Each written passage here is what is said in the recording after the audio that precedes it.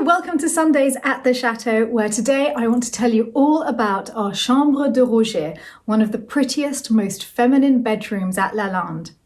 For those of you who don't know me, I'm Stephanie, the chatelaine of the 16th century Chateau de Lalande in the heart of France, and every Sunday I tell you a little bit more about chateau life. So if you love chateaus and French life, then please subscribe to this channel because there'll be lots more in future. The most unusual thing about the Chambre de Roger is its name.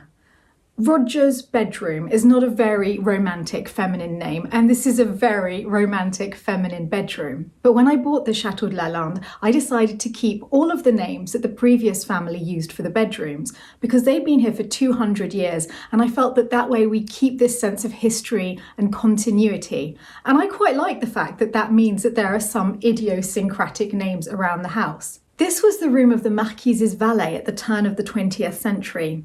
He was called Roger, and it's the room closest to the Marquise's bedroom. When we bought, it was split into two tiny rooms. I think one he probably used for storage and one is where his little single bed would have been. And we took the joining wall out to make it bigger. But we kept the original wallpaper, which is this absolutely stunning hand-blocked French wallpaper from the mid-20th century. Roger would probably have known this paper because he stayed here for many years, and in fact when she died the Marquise actually left Roger his own apartment in Paris. So he was much loved by the entire family. He was a very respected man in this house, and he had a really important place at the heart of the family here. So I want to remember Roger and keep his name living on. When deciding how to decorate the room, I took my cue from the wallpaper, because wherever possible at Lalande, I've saved the original wallpapers. We are so lucky to have them. The sad thing about wallpaper is that whilst it's an incredible decorative art, it's quite ephemeral, because people tend to just paper over it or rip it off whenever they want to redecorate a room, which tends to be at least once every 30 odd years as fashions change. So we were very lucky that the wallpapers that were put here in the early to mid 20th century were then never changed again. And that's a fantastic opportunity to keep these amazing papers. How wonderful would it be if people living here in the year 2200 find that they actually have papers that were put here in the 1950s? I'm thinking of those future owners of Lalande, and I want to leave them beautiful historical things that they can show to future guests. Luckily, my taste marries extremely well with the taste of the chatelaine who was here in the mid-20th century, because I love all of the wallpapers that they chose, especially this one. It's so delicate. It's a dream of soft blues and greys, and I think that gives it a very French flavour. So at first it seems very French, and there's even ears of corn that make me think of the fields around Lalande. If you look closely in the little cartouches, you can see a lake and trees, a little rowing boat, and that's very reminiscent of this area. But look a little closer and you'll see there's an exotic touch, as there's a tiny Chinese pagoda rising in the background. And I love the scrolling leaves and ribbons and the lovely bird just perched, surveying the room. So I had a room which I'd enlarged by removing a middle wall with a lovely wallpaper, and that was my canvas, that was my starting point. I was then very lucky because at auction at Christie's, a lit à la polonaise came up for sale, an original one from the 18th century. And that's this bed that's next to me now. When I bought it, everybody thought I was mad, and admittedly, it didn't look quite as elaborate as it does now. But I knew that it had potential. It only had its headboard and its identical footboard and the crown, which goes on top. All of the rest I had to have made to go with it. So the parts that hold the headboard and the footboard together I had made by a local carpenter who made very simple carvings into it for it to fit in with the period of the bed. And then a local blacksmith made the metal sections that hold the crown above the headboard and the footboard. And the thing that makes it a lit à la polonaise, or Polish bed, is that the crown is in the centre of the bed. It's not over the head of the bed. And that creates these extremely romantic swags of fabric that are held back at each of the four corners of the bed. And I don't know what it is about it, but Whenever I see a lit à la polonaise, my heart just melts. Even looking at one makes me feel like a princess. I recently saw one in Paris, which I think is the most beautiful one I've ever seen, and it's breathtaking. One day, if I ever find a bed like that, it's what I would like for my bedroom. But in the meantime, I'm delighted that I found this original 18th century lit à la polonaise for the Chambre de Roger. And it was perfect because it's only a single, which is really all that this room can take. Under French law, if you're a bed and breakfast, you're allowed to offer a maximum of 5 bedrooms, which is why, although this is a 19-bedroom chateau, we only have 5 bed and breakfast rooms. So I chose all of the bedrooms in the original 16th century part of the chateau. And I'm very happy that one of them is a single room, because so often people travelling alone end up in some little back room somewhere, or if they're travelling with friends, they're always allocated the worst room. I've experienced that many a time, and it's not fair. So I wanted to make sure that the single bedroom at Lalande was a fairy tale in itself, that it wasn't something less than the other rooms. The bed was already this colour, so it was already perfect to fit into this room, and that's what gave me the idea for the curtains. I found a lot of the fabrics for Lalande at the factory shops in Sudbury, because there are wonderful silk weaving factories still operating in England to this day in Sudbury. And at the David Waters and Gainsborough silk mills, I went to the factory shops and I found this duck egg blue silk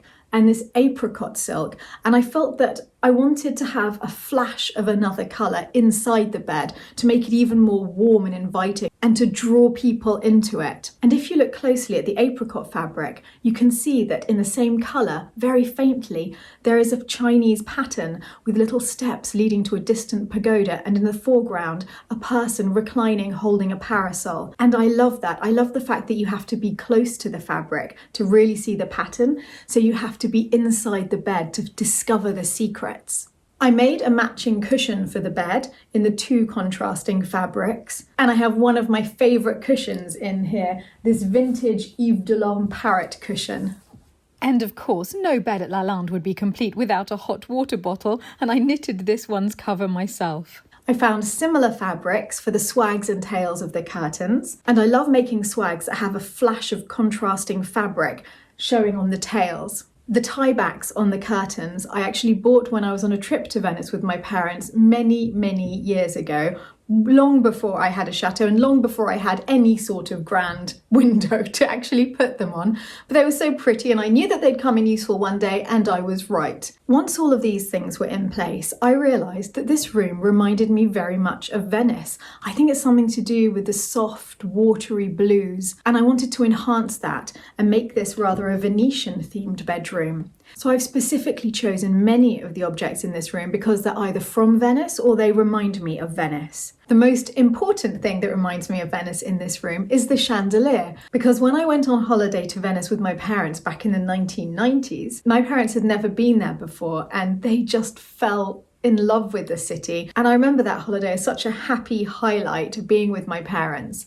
And we went on a trip to Murano to see the glass working factories there.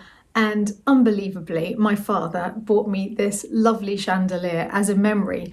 And for a long time, it remained in a box.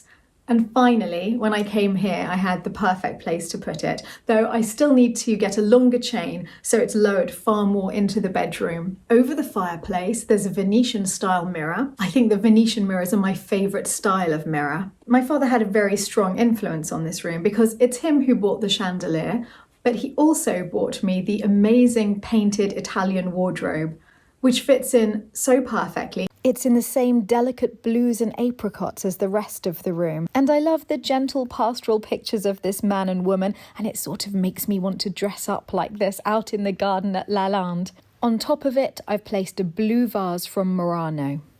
And also is very small. When you open it, you can see that the clothes hang facing you because it doesn't have the depth for a full hanger. But in fact, nothing could be better for this small single room where people come as guests so they don't have too many clothes to hang up. It's the perfect guest bedroom wardrobe.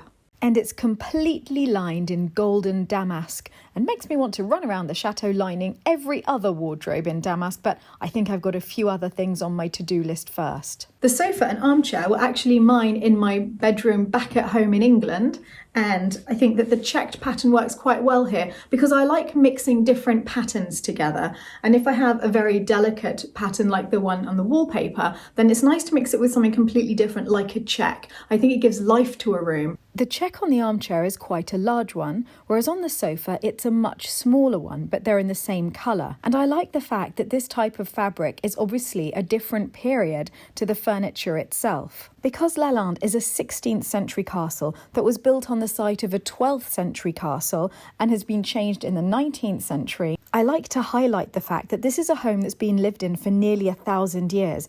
And in the furniture, I do that by making sure that I constantly mix different styles, different periods, as though each room has grown over the centuries, as people have added different things, different furniture, different paintings. It's a good way of making a home feel relevant and alive, and yet at the same time retain all the historical feel, so that when people walk into these bedrooms, they feel as though they're truly chateau guests who could have been here in any period.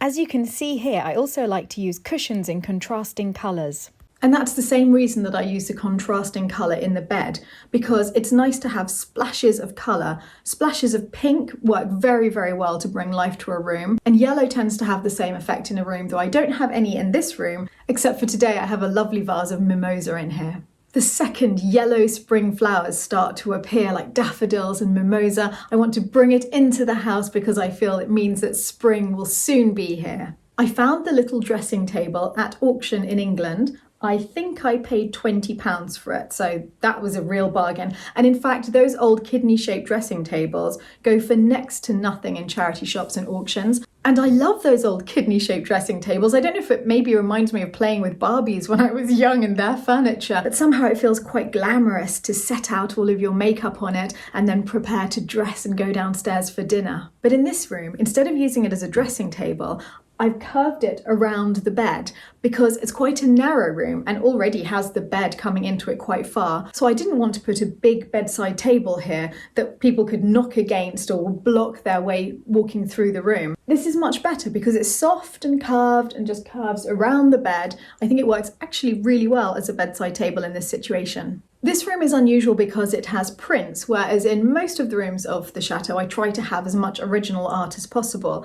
But they were my father's prints. He bought them because he loved the artist Rosina Wachtmeister, and she did a lot of work inspired by Venice. So they fit in very well with this room. And the other prints that I have in here are posters taken from the frescoes at Pompeii. So I've kept the Italian theme running through the room. As in all of our bedrooms, there's a tea and coffee making area with a kettle. And in this room, there's a lovely little teapot from Burley, which I went to visit when I was in Stoke-on-Trent. I like to have books in all of the rooms in the chateau so that people can always sit down and find something to read. I like to have a mixture of fiction and beautiful art and interiors books. And in this room next to the bed, I have Anne Radcliffe's The Italian, because for pure escapism, there's nothing better than a good Gothic novel. And of course, for the theme of this room, it had to be The Italian. In all of the chateau, it's been quite hard to find ways of putting bathrooms in to each bedroom without spoiling the proportions of the room. I don't like it when a quarter of the room is randomly chopped off to make a bathroom. So we've had to be very imaginative everywhere to find places to put the bathrooms. And this room is another classic example. We have dug away into a cupboard, into the thickness of the wall, and have managed to create a rather Narnia-like ensuite bathroom because you have to go in through the wardrobe door and then you find yourself in a tiny little shower room. There wasn't really enough space to box in the pipes, so I thought, never mind, let's embrace them, and I painted them this pretty blue instead. There's an old vintage mirror over the sink with some marble tiles behind it. And although the space is tiny, I decided to treat it like any other room and still hang paintings to add a touch of grandeur. In this case, I chose Chinese prints in the same lovely watery blues with highlights of apricot. And there against the background of a simple geometric print wallpaper from Designers Guild, which has a lovely sheen to it. To the right, there's a small shower cubicle, and just around the corner to the left, a loo. And although I like the sense of surprise you get finding this bathroom hidden away inside a cupboard, even more I enjoy the feeling of opening the door and stepping out of that tiny space and seeing this lovely room in front of you. I find this ensuite tiny but quite magical and whimsical. There's still a lot of work to do in this room. I need to find a radiator cover, most importantly, and the area under the window hasn't been properly finished yet. But at least the views from the window are lovely. It's pretty much just a mass of mistletoe at the moment. So I have until mid-March to get these things finished, because that's when we'll be reopening and welcoming guests to the Chateau de Lalande to come and join us here, because in winter it's really far too cold. Once again, I'm sitting against a hot water bottle whilst I'm chatting to you, and it's actually quite a beautiful day outside, but it must be about 10 to 12 degrees in here. Definitely not a temperature in which I am happy to welcome guests. In the future, I would love to insert a small log or pellet burner into the lovely fireplace with its marble surround, because that way I could use the room properly throughout the winter, and it would also be very beautiful to lie in bed and see the flames. But I just think it would be too dangerous to have an open fireplace in all of the bedrooms at the moment. I hope you enjoyed seeing the Chateau de Lalande's Chambre de Roger, and if you would like to come and stay here, I will put a link to our reservation system below, and I hope it's given you some inspiration for decorating your own home. If you've enjoyed this video and you love all things Chateau, then please subscribe to this channel if you haven't done so already. And I'll see you back here at the Chateau de Lalande next week. Now I really have got to run off and do lots of admin instead of sitting here reading the Italian, which is what I actually want to spend the afternoon doing. Happy Sunday.